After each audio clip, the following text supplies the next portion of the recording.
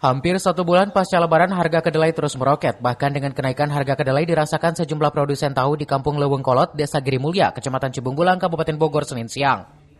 Biasanya sebelum harga kedelai melambung, para produsen tahu memproduksi tahu mencapai 9 ton. Kini akibat kenaikan harga, para produsen hanya bisa membeli 4 ton kedelai. Itu pun dilakukan hanya sekedar untuk bertahan dan sekedar memenuhi kebutuhan permintaan di pasar tradisional. Sebelumnya harga kedelai mencapai Rp8.000 per kilo, namun kini harga kedelai mencapai Rp10.000 per kilogramnya. Akibat kenaikan tersebut berdampak terhadap para pelaku usaha tahu dan juga tempe. Dampak ada. Terus pedagang mintanya sedikit, mengurangi. Itu dirasakannya sudah sejak lama atau gimana, Pak? Ada habis Lebaran, ada 2 bulan, sebulan ya, 2 bulan, sama bulan puasa.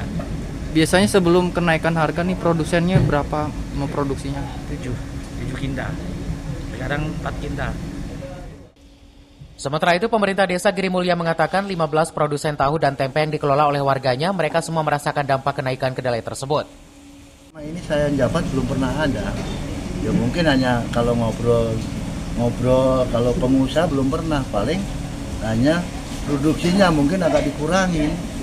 Mungkin ke penjual biasanya berapa lapak, sekarang cuma 1 lapak aja, kadang-kadang nggak habis. Ya daya belinya juga di pasar pun kurang. Pihaknya berharap agar pemerintah pusat bisa mencarikan solusi kepada para pelaku usaha yang mengolah bidang kedelai agar bisa mengurangi beban masyarakat, khususnya para pelaku usaha. Dari Cibunggulang, Kabupaten Bogor, Iman Abdurrahman melaporkan.